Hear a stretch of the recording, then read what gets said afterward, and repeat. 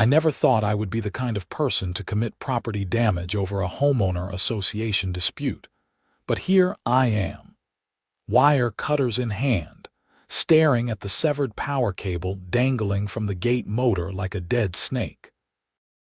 My name is Derek O'Connor, and I have lived in Meadowbrook Estates in Scottsdale, Arizona for 3 years.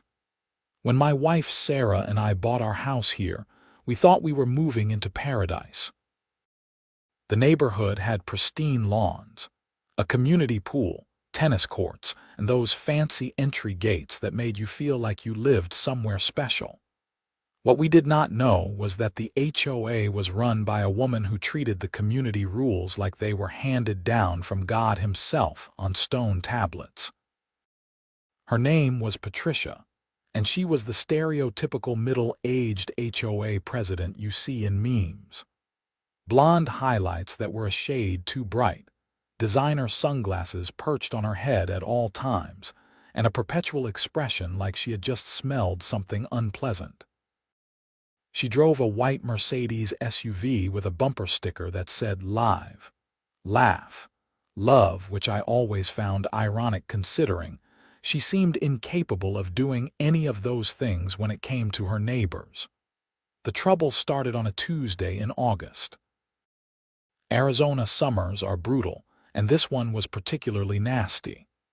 Temperatures were hitting 115 degrees regularly, and the power grid was struggling.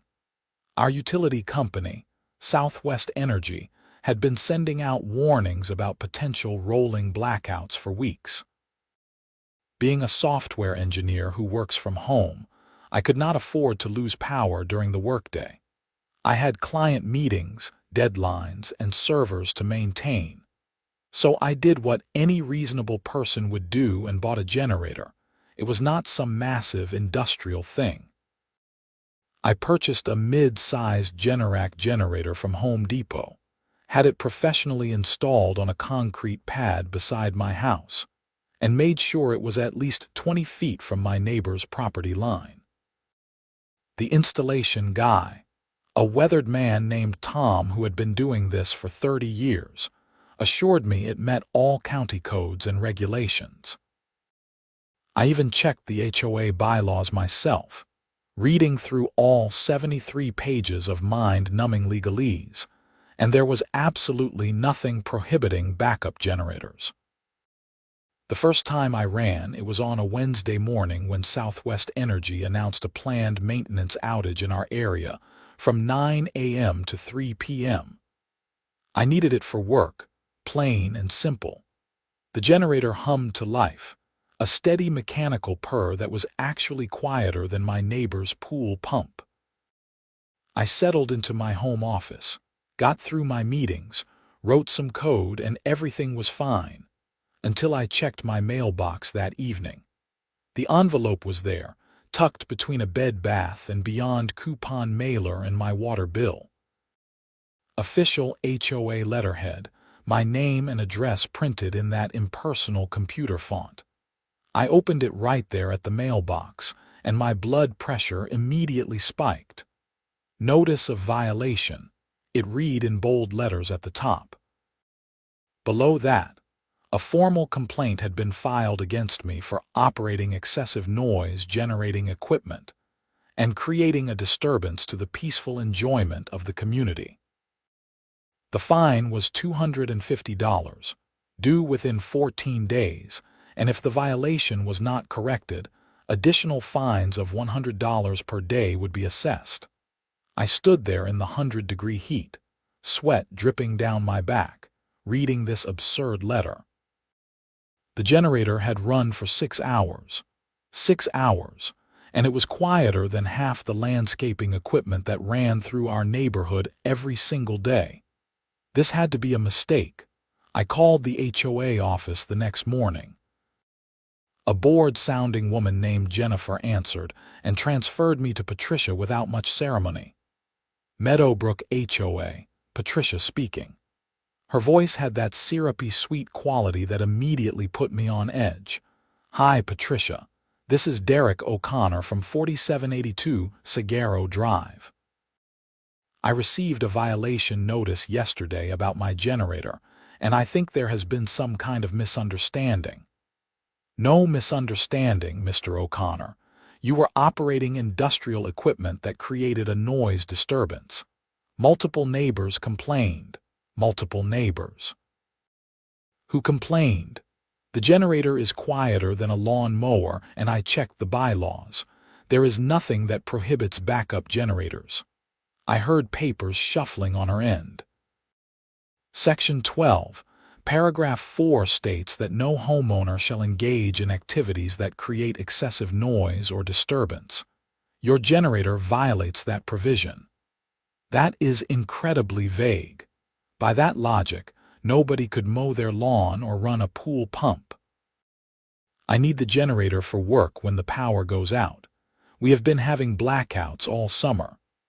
Perhaps you should consider finding alternative work arrangements on those days, Mr. O'Connor. The fine stands. You have 14 days to pay, and if you run that generator again, additional fines will be assessed. Have a nice day. She hung up before I could respond. I sat there holding my phone, genuinely stunned. This was insane. I had done nothing wrong, followed every rule, and now I was being fined $250 for running a quiet, code-compliant generator during a planned power outage. I spent the rest of that day fuming and researching. I pulled up the Arizona revised statutes on HOA governance, read through case law, and joined 3 different Facebook groups for people dealing with HOA disputes. The consensus was clear. I was right, and Patricia was on a power trip. The bylaws did not prohibit generators, and the noise ordinance she cited was meant for things like late-night parties or barking dogs, not essential equipment operated during daylight hours. I decided to fight it.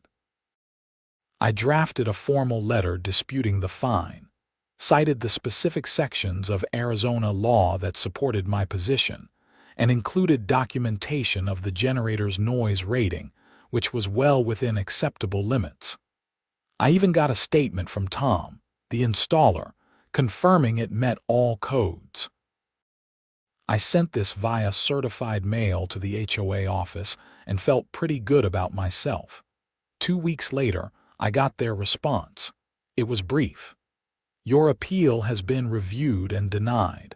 The fine of $250 is now overdue.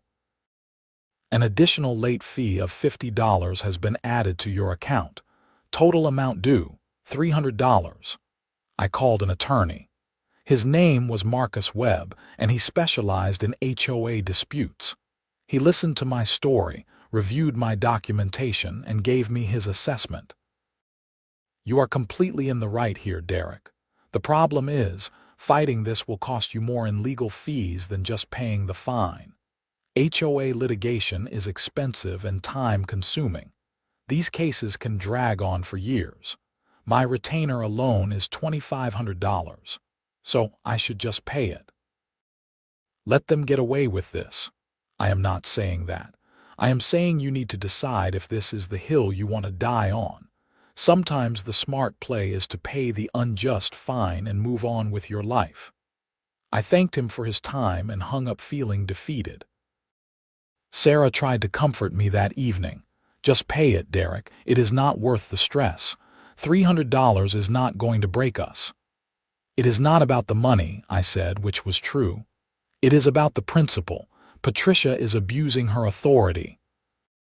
If I pay this, she will just keep doing it to other people. Maybe, but you cannot fight every injustice in the world. Pick your battles. She was right, of course. She usually was. But something in me could not let this go. I paid the fine, but I did not forget. August turned into September, and the heat did not let up. Southwest Energy sent out another notice about planned maintenance outages. This time, it was my entire subdivision, scheduled for a full 8 hours on a Thursday. I had 3 major client calls that day and a project deadline that could not be moved. I absolutely needed my generator. The night before, I made a decision. I was going to run my generator, do my work, and document everything. If Patricia wanted to find me again, I would have proof of exactly how unreasonable she was being. Maybe I could not afford to sue, but I could certainly post about it on social media and the neighborhood forums. Public shaming might be the only weapon I had. Thursday morning arrived. The power went out at 8 a.m. as scheduled. I went outside, fired up the generator, and went to work. Around 10 a.m., I saw Patricia's white Mercedes SUV drive slowly past my house. She stopped, and I watched from my window as she got out, took several photos of my generator with her phone, and then made notes on a clipboard. She did not knock on my door or attempt to speak to me, just documented her evidence and drove away. The violation notice arrived the next day. This time, the fine was $500. $500 for running a generator during a planned power outage in the middle of a workday. The letter stated this was my second offense, and that any future violations would result in escalating fines and possible legal action to place a lien on my property. A lien on my house. For running a generator, I called Marcus Webb again. He confirmed that yes, technically the HOA could place a lien on my property for unpaid fines, and if the lien went unpaid long enough, they could even foreclose. It was extreme and rarely happened, but it was legally possible. This is extortion, I said. It is an HOA exercising its authority. Welcome to modern homeownership in America. I paid the $500. I had no choice. But now I was out $800 total, and my resentment was growing into something darker. I started paying attention to everything the HOA did. I noticed that Patricia's house, a sprawling 5,000-square-foot mansion at the end of the nicest cul-de-sac, had landscapers who ran loud equipment for hours every week. Nobody fined her. I noticed that her neighbor had an entire outdoor kitchen setup with a gas-powered grill that was bigger than my generator. No violations there either. The rules, it seemed, applied to everyone except Patricia and her friends. I brought this up at the next HOA meeting, which was held the third Tuesday of every month in the community clubhouse. About 20 people showed up, which was typical. Patricia sat at the head table with the other board members. Her friend Linda, a thin woman with pursed lips and a permanent frown, and Steve, a retired accountant who seemed to just go along with whatever Patricia wanted. During the open forum portion, I raised my hand.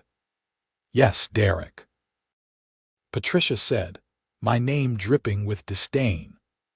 I wanted to discuss the noise ordinance provisions in our bylaws. I have been fined twice now for running a quiet, code-compliant generator during planned power outages. Meanwhile, there are much louder activities happening throughout the neighborhood daily that do not receive violations. Can you explain the standard that is being applied? Patricia smiled that tight smile people make when they are pretending to be patient. The board reviews complaints as they are submitted. If you have specific concerns about other properties, you are welcome to file a formal complaint. So this is complaint-driven. Someone complained about my generator. We do not disclose the names of complainants, Mr. O'Connor. That is for their protection. Protection from what? I am not asking to confront anyone. I just want to know who has a problem with my generator so maybe we can have a conversation about it. The decision has been made. If you continue to operate equipment that disturbs your neighbors, you will continue to be fined. Is there anything else? I looked around the room.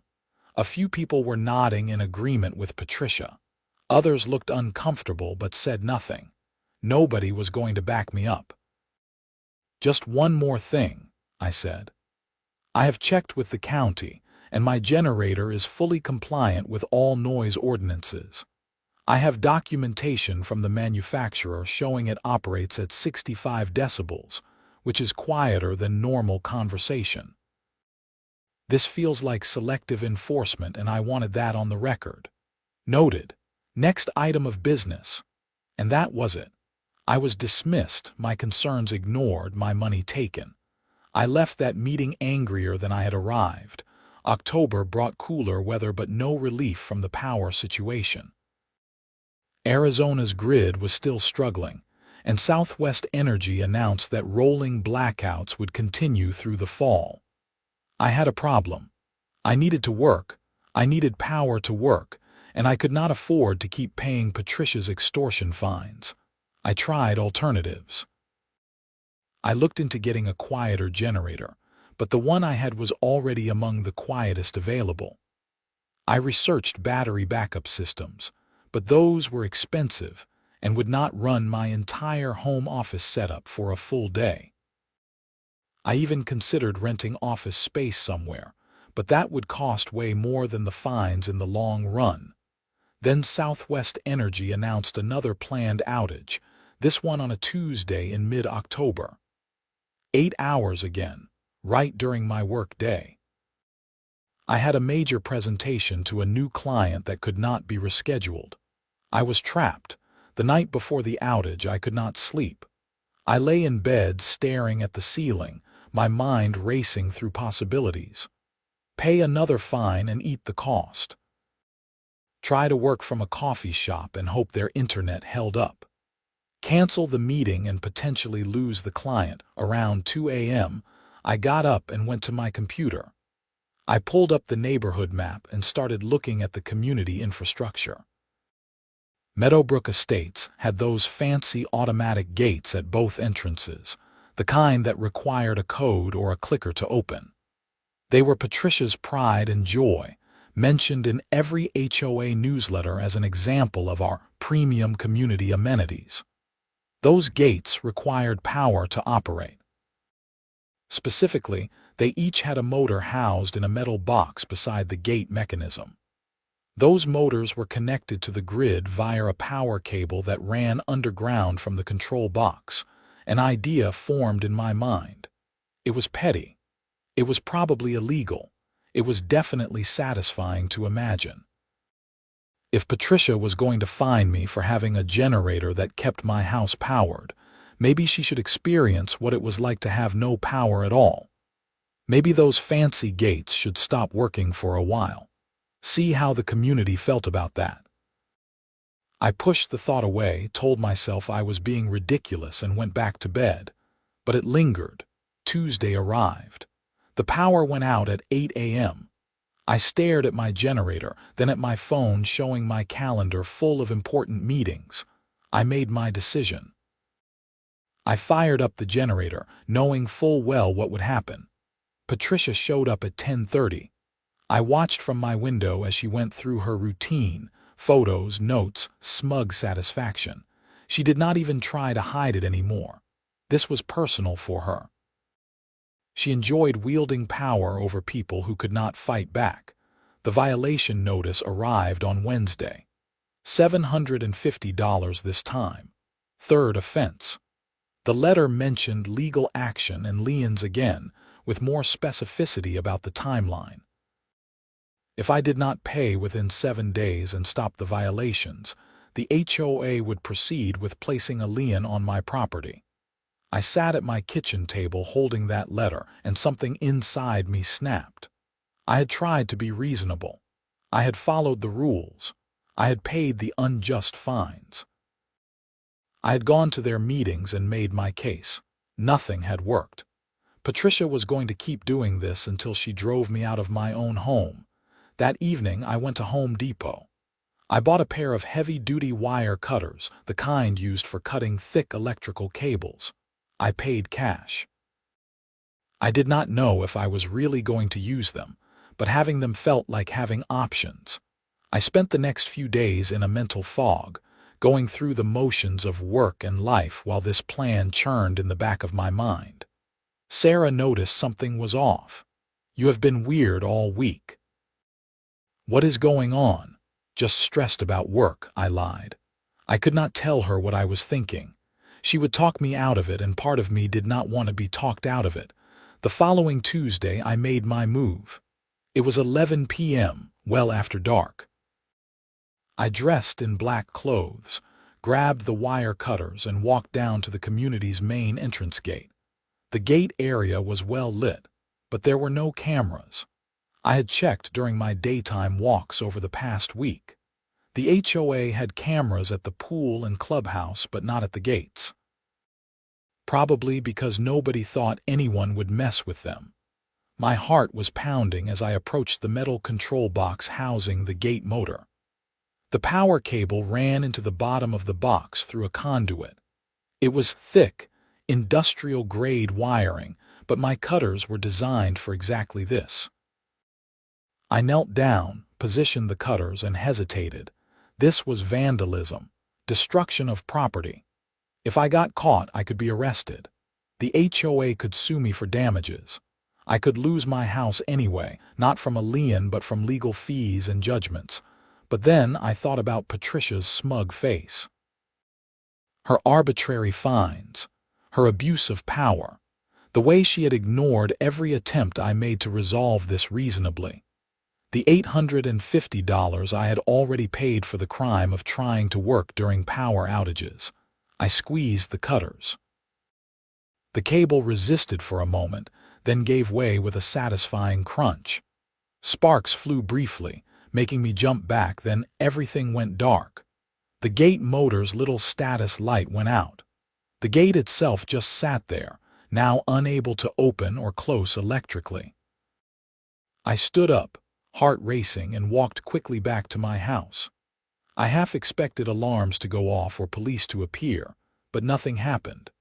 The neighborhood was silent except for the usual desert night sounds. I went inside, stashed the wire cutters in my garage, and tried to calm down. What had I done? I had just committed a crime out of spite. This was not who I was. I was a software engineer, a homeowner, a generally law-abiding citizen. I did not vandalize community property because I was mad at the HOA president, except I just had. I barely slept that night. Every car that drove by, I thought was the police coming for me. Every sound made me jump. Sarah asked if I was feeling okay, and I blamed it on too much coffee. Wednesday morning, the neighborhood Facebook group exploded. People were posting about the broken gate, complaining that they had to get out of their cars to manually open it to leave for work. Some were worried about security. Others were demanding the HOA fix it immediately. Patricia posted around 9 a.m. We are aware of the issue with the main gate. It appears there was a power surge that damaged the motor. An electrician has been called and repairs should be completed by this afternoon. We apologize for the inconvenience. A power surge. She had no idea it had been cut. Relief washed over me. If they thought it was a power surge, they would not be looking for vandalism. They would just fix it and move on. The electrician showed up around noon. I watched from my window as he examined the gate motor, traced the power cable, and found the cut. He called someone, and within 30 minutes, Patricia's Mercedes was pulling up to the gate. I could not hear what they were saying, but I could see Patricia's body language change from confused to angry in about 5 seconds. She was gesturing at the cut cable, looking around the area like she might spot the culprit right then and there. The electrician was shaking his head, explaining something. This was clearly not a power surge. My phone buzzed. A new post in the neighborhood group from Patricia. Update on the gate situation. The power cable to the gate motor was deliberately cut. This was an act of vandalism. We have filed a police report and will be installing security cameras at all entry points. If anyone has information about this crime, please contact the HOA office immediately. My stomach dropped. Police report. Cameras. This had just gotten very real. The next few days were tense. Police did come by, talked to some neighbors, examined the cut cable. A young officer named Rodriguez even knocked on my door on Friday afternoon. "Good afternoon, sir. I am Officer Rodriguez with Scottsdale PD. We are investigating the vandalism at your community gate. Did you happen to see or hear anything unusual Tuesday night?" I forced myself to stay calm. "Tuesday night? No, I did not notice anything. What happened?" "Someone cut the power cable to the gate motor. Caused about $1,500 in damage between the cable, the repair labor, and the temporary security the HOA had to hire. We are talking to residents to see if anyone saw anything suspicious." "Sorry, I did not see anything. I was probably asleep by the time it happened." "Probably, you are not sure. I mean, I was asleep. I go to bed around 10 most nights." He made a note. "Okay. Well, if you remember anything or if you hear neighbors talking about it, give us a call." He handed me a card with a case number. "Will do, officer." He left, and I closed the door, my hands shaking. I had just lied to a police officer. This was getting worse. I should have just paid the stupid fines and moved on with my life like Sarah said. But then Saturday brought another development. Southwest Energy announced more rolling blackouts for the following week. Another planned outage in our area, Tuesday morning through afternoon. I would need my generator again, which meant another fine from Patricia, which meant more money thrown away. The irony was not lost on me. I had vandalized community property to get revenge on Patricia, but it had not changed anything. She would still fine me. I would still have to pay or face a lien. All I had accomplished was committing a crime and dodging a police investigation. Sunday afternoon, I got a text from a neighbor named Gary who lived 3 houses down. "Hey Derek, bunch of us are pretty frustrated with the HOA. Heard about your generator fines. Want to grab a beer and talk." I met Gary and 3 other neighbors at a local sports bar that evening. They were all fed up with Patricia for various reasons. Gary had been fined for parking his work truck in his own driveway overnight. Linda and Frank, a couple from the next street over, got a violation for their fence being 6 inches taller than allowed, even though it had been that height when they bought the house 5 years ago. And Mark, a single guy about my age, had been fined for having a basketball hoop that was visible from the street. "She is on a crusade," Gary said. "Ever since she became president 2 years ago, the violations have tripled. I think she just likes the power." "Someone should run against her in the next election," Linda suggested. "When is that?" I asked. "February. But nobody ever runs. She wins by default every time because everyone is too busy or too scared to challenge her." An idea started forming. What if someone did run? "What if we organized and actually voted her out?" Mark laughed. "Good luck. She has her friends on the board, she controls the meeting agendas, and most people in the neighborhood do not even show up to vote. She would destroy any opposition." "Maybe, but it is better than doing nothing." We talked for another hour, venting frustrations and sharing horror stories. By the end, we had agreed to at least try to organize some opposition for the February election. It felt good to know I was not alone in this, but the immediate problem remained: Tuesday's power outage and my generator. If I ran it, Patricia would fine me again. If I did not run it, I could not work and might lose clients. I was trapped in an impossible situation. Monday night, I made a decision. I was going to run my generator and I was going to document everything. I set up my phone to record video of the generator running with a timestamp. I recorded the ambient noise level using a decibel meter app. I took photos showing the distance from neighboring properties. If Patricia fined me again, I would have irrefutable evidence that the generator was reasonable and not causing any real disturbance. Maybe it would not matter in the HOA's kangaroo court, but it might matter in real court if it ever got that far, or at least in the court of public opinion online. Tuesday morning, the power went out as scheduled.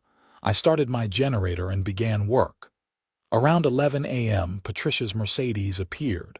She stopped, did her photo routine, and left. No surprises there, but then something unexpected happened. Around 1 p.m., Gary texted me. "Hey man." I ran into Patricia at the grocery store. She was bragging to someone about how she is collecting fines from you and a few others. Said the money goes into the HOA's general fund, which gives them more budget for improvements she wants. Thought you should know.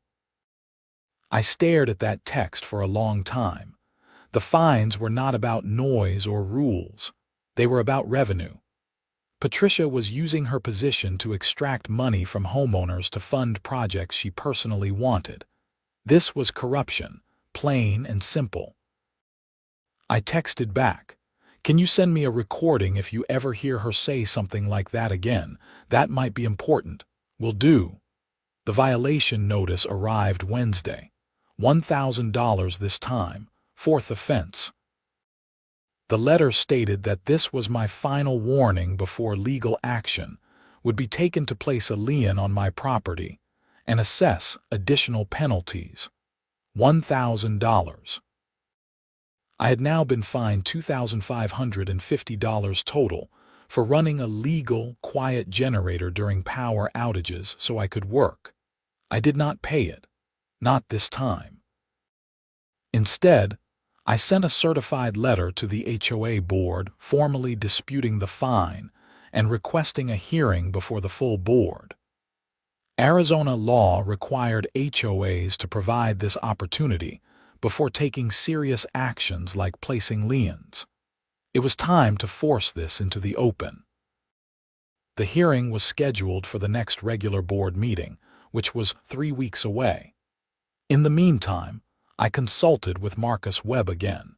He reviewed everything I had documented and gave me his assessment. "You have a solid case that the fines are arbitrary and capricious. The problem is still the cost of litigation. Even if you win, you will spend more in legal fees than the fines total." What if this is not just about me? Gary said Patricia is fine farming multiple people. What if we get everyone together and file some kind of class action? Marcus considered this. Class actions against HOAs are rare and complicated, but it is possible if you can show a pattern of abuse. You would need multiple homeowners willing to participate, detailed documentation of violations and fines, and evidence that the HOA is acting outside its authority. I can get that. Give me 3 weeks. I spent the next few weeks becoming an investigative journalist. I went door to door talking to neighbors, posting in the Facebook group, attending the neighborhood coffee meetups. I found 12 families who had been hit with what they considered unfair fines in the past year. I collected copies of their violation notices, their appeal attempts, and Patricia's denials. The pattern was clear. Anyone who was not part of Patricia's inner circle was fair game. The violations were often for minor issues or things not actually prohibited in the bylaws. Appeals were routinely denied without explanation. And the money collected was going into a general fund that Patricia controlled with minimal oversight. I compiled everything into a detailed document with photos, violation notices, and a timeline. I created a spreadsheet showing that violation fines had increased by 400% since Patricia took over as president. I even found the HOA's tax returns, which were public record, showing that fine revenue had become a significant part of their budget. This was not about maintaining community standards. This was about money and power. The night before the board meeting, I could not sleep again. This time it was not fear but anticipation. I was going to walk into that meeting with evidence, with allies, and with a plan. Patricia had been abusing her authority for 2 years, and tomorrow it was going to catch up with her. The meeting was packed. Word had spread about my hearing, and at least 30 people showed up, triple the normal attendance. Patricia looked surprised and slightly nervous when she walked in and saw the crowd. The meeting started with the usual administrative business: approval of last month's minutes, financial report, maintenance updates. Then came the hearing section. Patricia cleared her throat and shuffled some papers. We have a hearing request from Derek O'Connor regarding fines assessed for generator noise violations. Mr. O'Connor, you have 10 minutes to present your case. I stood up and walked to the front of the room. I had prepared a presentation on my laptop connected to the projector.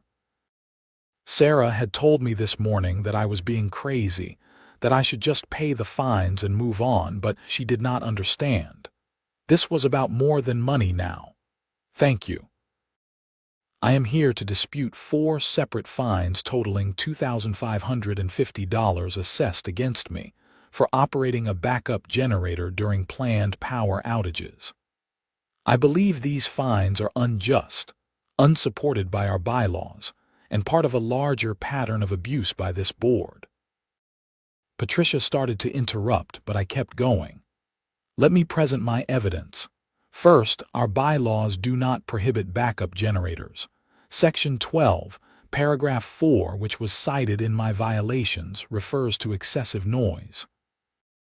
My generator operates at 65 decibels, which is quieter than a normal conversation and well within county noise limits. Here are the manufacturer specifications and an independent noise test I had conducted. I showed the documents on the screen. People were leaning forward, paying attention. Second, I operated this generator only during planned power outages when I needed power to work from home. These outages were announced in advance by Southwest Energy and lasted 6 to 8 hours during business hours. I had no alternative. Third, and this is the important part, I am not the only one being targeted with questionable fines. In the past 3 weeks, I have spoken with 12 other families in this community who have similar stories. Fines for violations that are not in the bylaws or for minor issues with no realistic opportunity to appeal. I pulled up my spreadsheet showing the violation data. Gasps and murmurs rippled through the audience. Since Patricia became president, violation fines have increased by 400%. The HOA is now collecting over $40,000 per year in fines, compared to $10,000 3 years ago. This money goes into a general fund with minimal oversight. Patricia, can you explain what justifies this 4-fold increase in fines? Patricia's face was red. Mr. O'Connor, you are out of order. This hearing is about your specific violations, not about board policy. My violations are the result of board policy. A policy that seems designed to extract money from homeowners rather than maintain community standards. Steve, the accountant, spoke up. Derek, I think you are mischaracterizing the situation. We have had more violations because we have been more diligent about enforcement. Diligent or selective? Because I have noticed that certain homes, including Patricia's, never seem to receive violations despite having similar or louder equipment than what I have been fined for. Patricia's landscaping crew runs commercial equipment for hours every week. That is okay, but my generator during a power outage is not. The room erupted in conversations. People were talking over each other, some agreeing with me, others defending Patricia. This was getting out of hand. Patricia banged her gavel. Order, Mr. O'Connor, you have made your points. The board will take your dispute under advisement and render a decision within 30 days. That is not good enough. I am requesting that all fines against me be immediately reversed and that this board commission an independent review of all violations issued in the past 2 years. Your request is noted. This hearing is concluded. I walked back to my seat, my heart pounding. I had said what I needed to say. The evidence was out there. Now it was up to everyone else. After the meeting, several people came up to thank me. Gary clapped me on the shoulder. "That was brutal, man. You basically accused Patricia of corruption in front of everyone. Because she is corrupt, the numbers do not lie, true. But she is going to come after you hard now, be ready for that." He was right. Over the next few days, I started receiving petty violations for everything imaginable. My trash cans were visible from the street for 15 minutes after trash pickup. $100 fine. A small weed in my front yard landscaping. $75 fine. My house number was slightly faded and needed repainting. $50 fine. It was harassment, and it was obvious. But every violation notice I received, I shared in the neighborhood Facebook group with commentary about the selective enforcement. Public opinion was shifting. People were starting to see what I had been dealing with. Then came the police visit I had been dreading. Officer Rodriguez showed up at my door again on a Friday afternoon. "Mr. O'Connor, I need to ask you some follow-up questions about the gate vandalism from last month." My mouth went dry. "Okay. We have been reviewing the timeline of events. The vandalism occurred shortly after you received your second fine from the HOA. You have been in an ongoing dispute with the HOA president, and you live close enough to the gate to have easy access. I want to ask you directly, did you cut that cable? This was it." The moment I had to decide whether to lie to a police officer's face or confess to a crime, I thought about all the consequences. Arrest, criminal charges, potential jail time, a permanent record.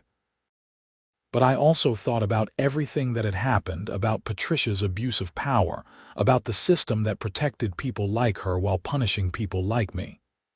"Yes," I said, "I cut the cable." Officer Rodriguez's expression did not change. "Can you tell me why?" "Because I was angry. Because the HOA president was fining me for nothing, taking my money, abusing her authority, and I wanted to get back at her somehow. It was stupid and petty and wrong, and I regret it." He made notes in his little notebook. "Do you still have the wire cutters you used?" "Yes." "They are in my garage. I need to take those as evidence. I also need you to come down to the station to make a formal statement." "Am I under arrest?" "Not at this moment, but you have admitted to criminal damage to property. The HOA will likely press charges. You are looking at a Class 1 misdemeanor at minimum, possibly worse depending on how the prosecutor wants to handle it." Sarah came into the room. "Derek, what is going on?" "I need to go to the police station. I will explain everything later." The look on her face broke my heart. Confusion, worry, betrayal. I had kept this from her, and now it was all falling apart. I rode with Officer Rodriguez to the station. I gave a formal statement, admitting everything. They took my wire cutters as evidence. They took my mugshot and fingerprints. And then they let me go with a notice to appear in court in 6 weeks. I drove home in a daze. What had I done? I had been fighting against an unjust HOA, and now I was a criminal facing charges. All because I could not control my anger and my need for revenge. Sarah was waiting when I got home. "Explain, now." I told her everything. The fines, the frustration, the vandalism, the investigation, the confession. She listened without interrupting, her face growing harder with each detail. When I finished, she was quiet for a long time. "Then, you lied to me. For weeks you have been lying about what was going on." "I know, I am sorry, I did not want you to worry." "Worry? Derek, you committed a crime, you could go to jail. We could lose everything because you were mad at the HOA lady. Do you understand how insane that is?" It was not just about being mad. She was abusing her power, stealing money from people. So you report her to the state, you get a lawyer, you organize politically. You do not vandalize property like some teenager. What were you thinking? I did not have a good answer. What had I been thinking? That cutting a cable would make me feel better. that Patricia would learn some kind of lesson, that I was striking a blow against injustice. I was not thinking, I admitted. I was just angry. Well, now you get to deal with the consequences. She went upstairs. I heard our bedroom door close. I sat on the couch alone, contemplating the wreckage of the past few months. The news of my arrest spread through the neighborhood quickly. The Facebook group lit up with discussions. Some people were supportive, saying I had been pushed too far. Others condemned me for vandalism and giving the community a black eye. Patricia posted a statement saying she was saddened that disputes had escalated to criminal behavior, and that the HOA remains committed to maintaining community standards through legal and appropriate means. The hypocrisy of that statement made me want to punch a wall. My court date was set for late November. Marcus Webb recommended a criminal defense attorney named Rachel Simmons. She reviewed the case and gave me the reality check I needed. You confessed, so there is not much defense to mount. The best we can do is argue for leniency, maybe get it pleaded down to a lesser charge or get you probation instead of jail time. You are a first-time offender with a clean record, which helps. But the victim here is an HOA that will want to make an example of you. What is the worst-case scenario? Criminal damage in Arizona, for property valued over $1,500, can be a Class 6 felony. You are looking at potential jail time, up to 1.5 years, plus fines and restitution. Best case, we get it knocked down to a misdemeanor, probation, community service, and you pay to fix what you broke. 18 months in jail for cutting a cable. The weight of what I had done settled over me like a lead blanket. The weeks leading up to the court date were awful. Sarah was barely speaking to me. Work was suffering because I could not concentrate, and the HOA was still sending me violation notices and demanding payment of all outstanding fines, now totaling over $3,000 with late fees. But then something unexpected happened. The neighborhood group that Gary and I had started organizing began to gain traction. People were angry about the violations, about Patricia's management, about the way the whole community was being run. A petition started circulating calling for Patricia's resignation. It gained over 200 signatures, more than half the homes in Meadowbrook Estates. Someone also filed a complaint with the Arizona Department of Real Estate, which oversees HOAs. They opened an investigation into whether Patricia had been properly following state laws regarding financial transparency and violation procedures. Patricia fought back. She sent cease and desist letters to the petition organizers. She called special board meetings to address what she called false allegations and defamatory statements. She threatened to sue me personally for damaging the HOA's reputation, but the momentum was against her now. Too many people had been wronged. Too much evidence of selective enforcement and financial impropriety had come to light.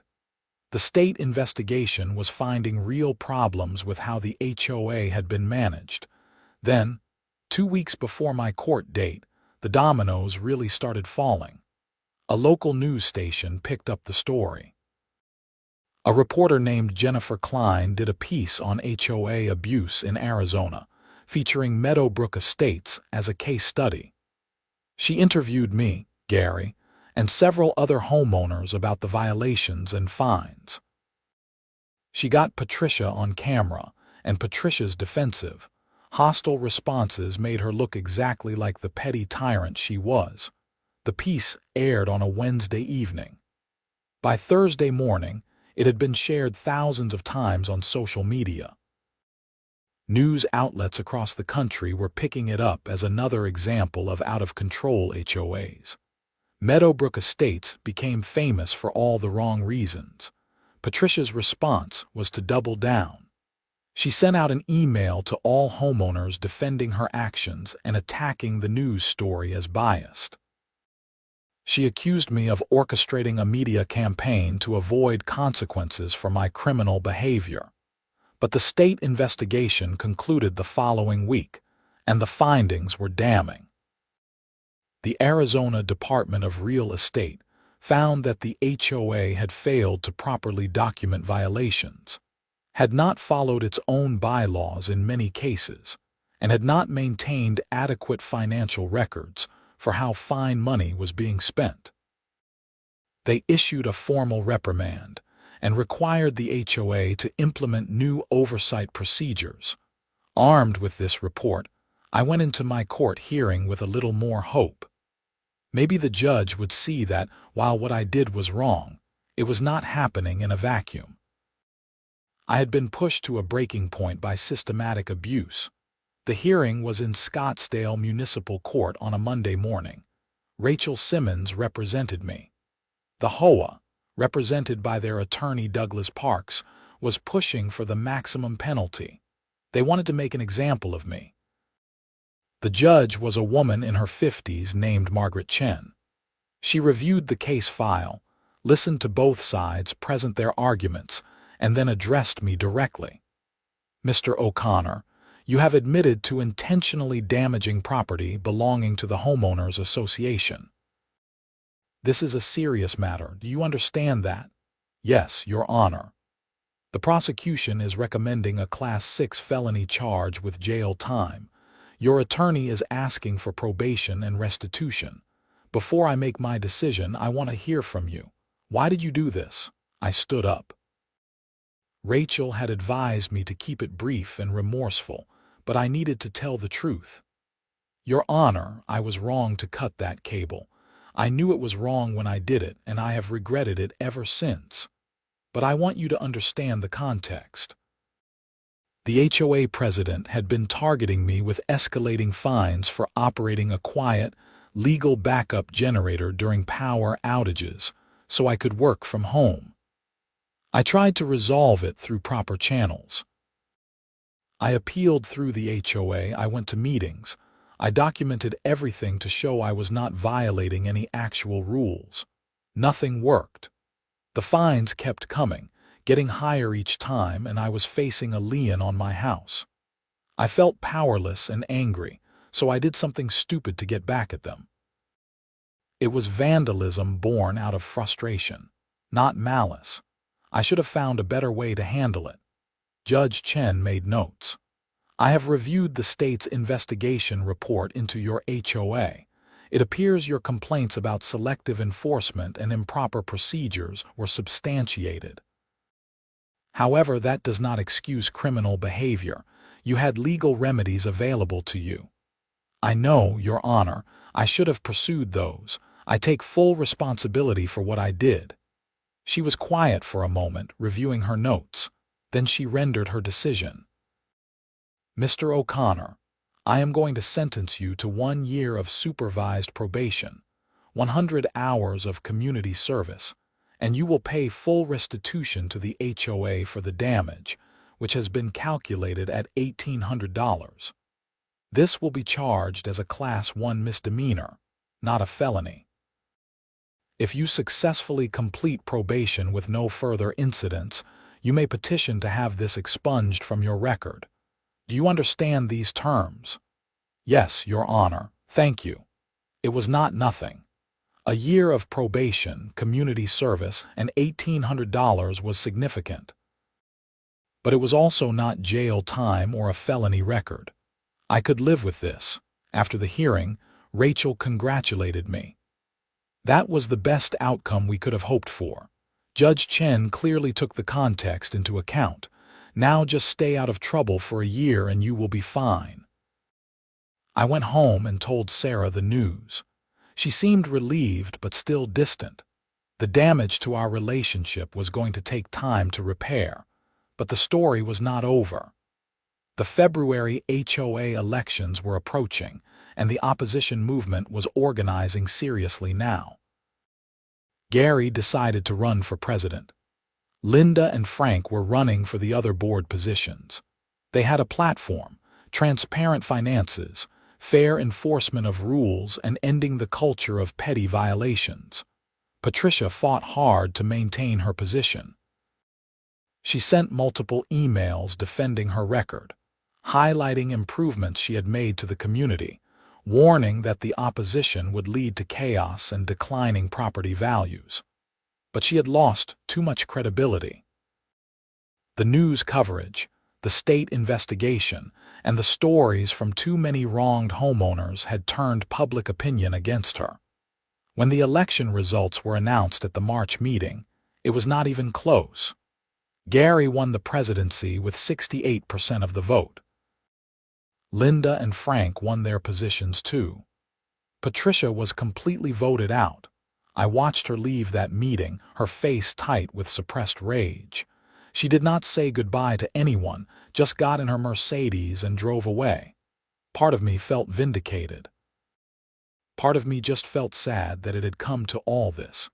Gary's first act as president was to review all outstanding violations and fines. He assembled a committee of homeowners to evaluate each one based on whether it was justified by the bylaws and whether the enforcement had been fair. They found that 40% of violations issued in the past 2 years should never have been assessed.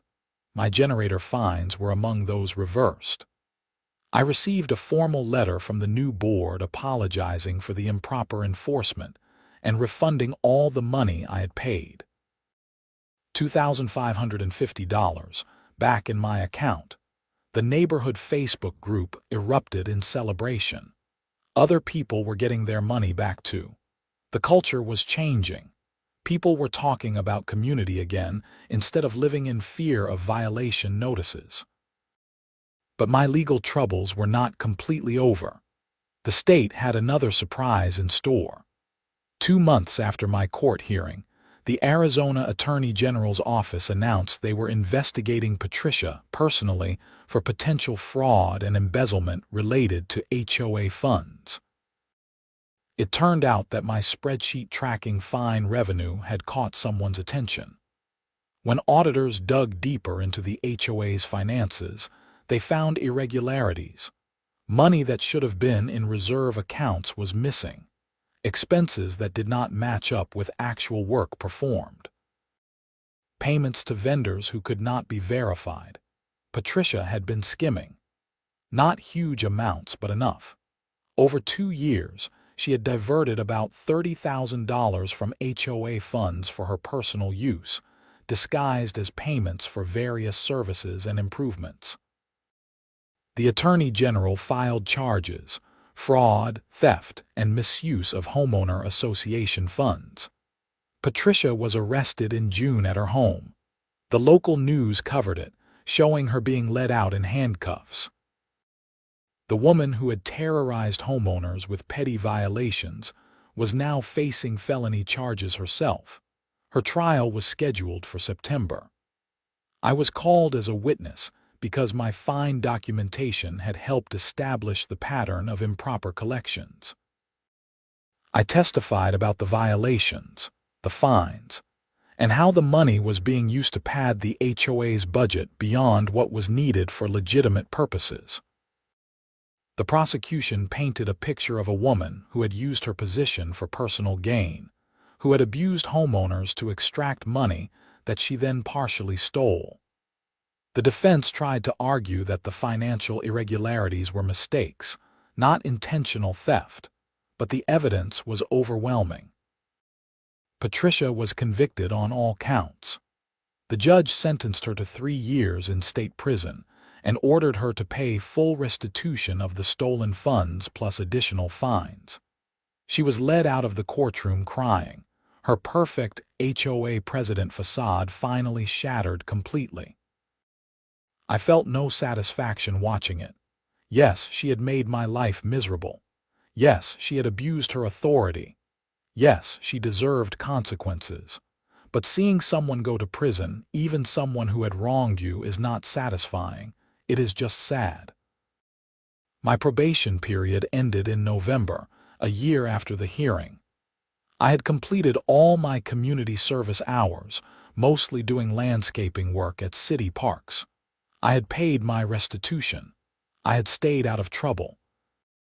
Rachel helped me file the petition to have the conviction expunged, and it was granted.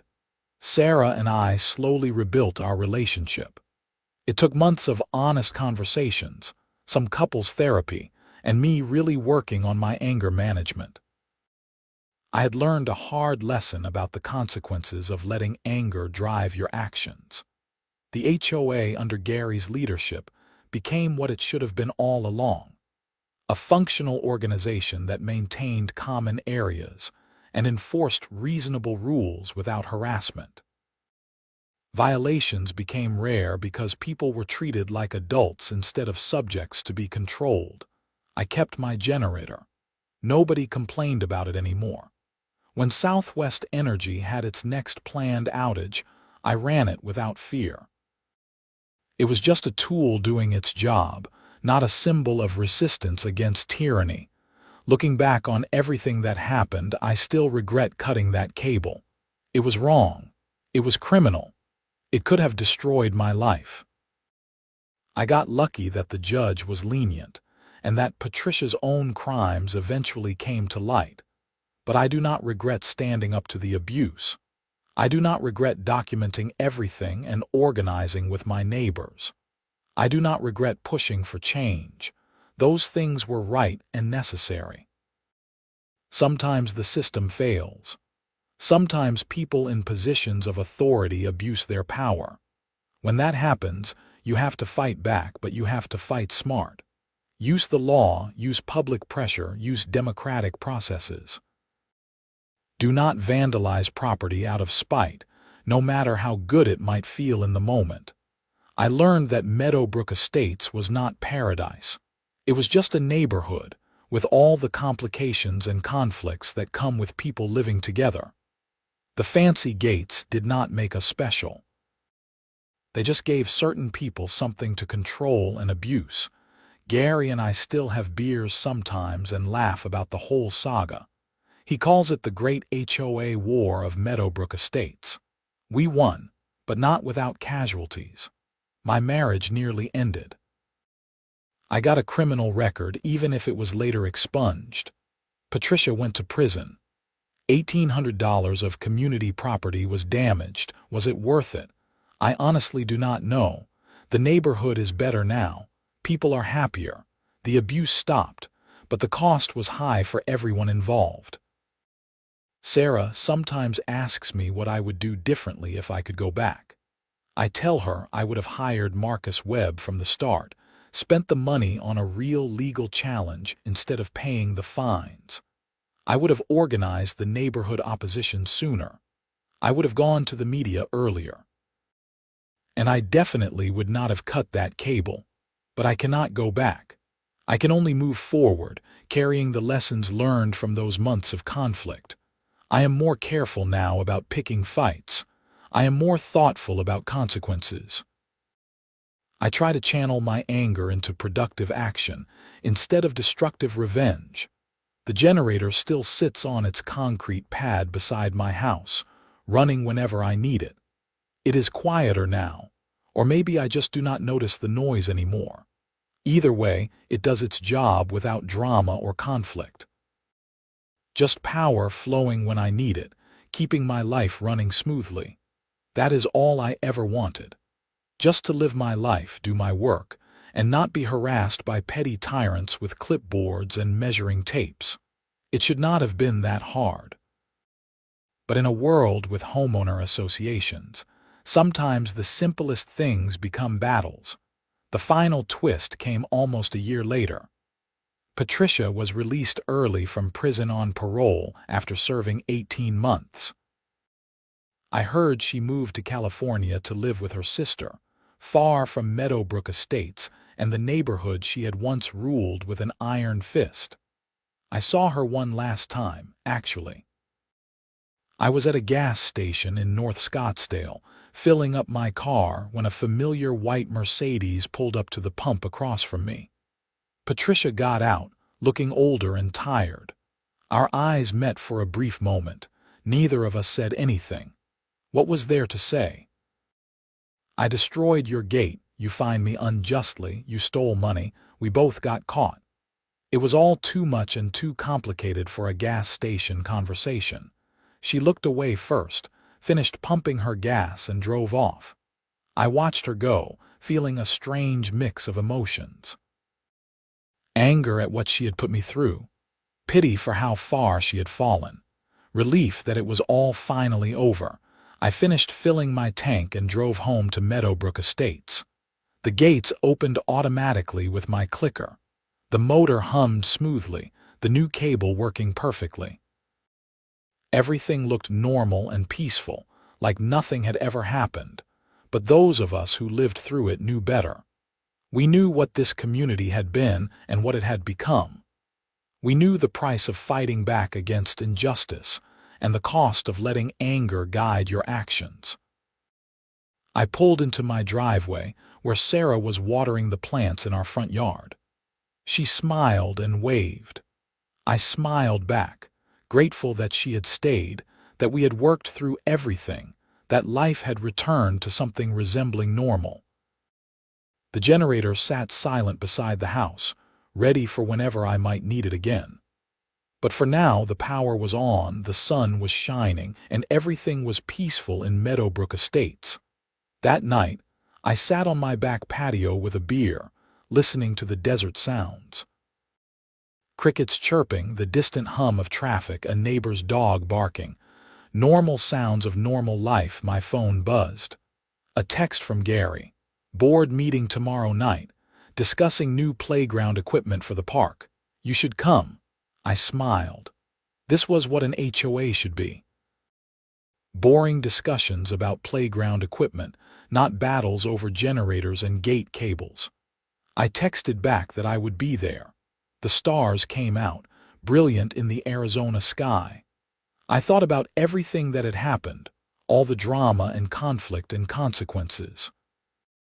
If someone had told me 3 years ago that I would commit vandalism over an HOA dispute, get arrested, help bring down a corrupt president, and end up actually caring about playground equipment discussions, I would have thought they were crazy. But life is strange that way. You think you know who you are and what you are capable of until you are pushed past your limits. Then you find out what you will do when you are cornered and angry and desperate. I found out I would cut a cable. Not my proudest moment, but honest. And in the aftermath, when I could have just paid the fines and moved on, I found out I would fight. I would organize and document and refuse to be a victim. Both things were true. I could be destructive and constructive. I could make terrible choices and learn from them. I could be both the problem and part of the solution. Sarah came outside and sat next to me. What are you thinking about? Just everything that happened, how crazy it all got. Do you think you have learned your lesson? Which lesson? Do not vandalize property. Already learned that.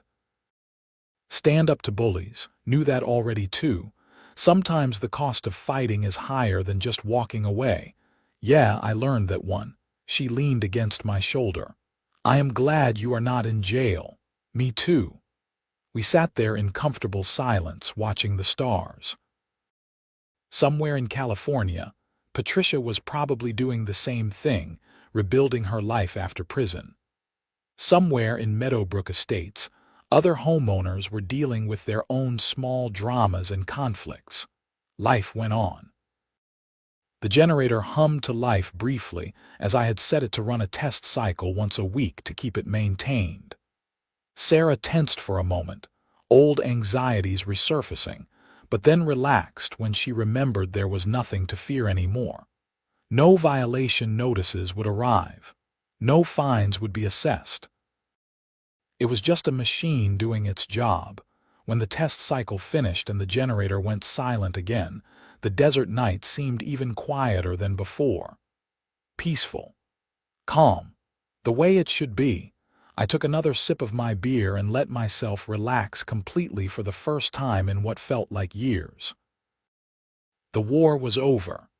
The community had survived. We had all learned lessons, paid prices, and moved forward. Tomorrow I would go to Gary's boring board meeting and discuss playground equipment. I would do my work, pay my bills, and live my life without drama. I would be a normal homeowner in a normal neighborhood with a normal HOA that functioned the way it was supposed to. And if the power ever went out again, I would run my generator without a second thought. Because that is what it was there for. Nothing more, nothing less. Just a generator, doing its job, keeping the lights on when everything else went dark.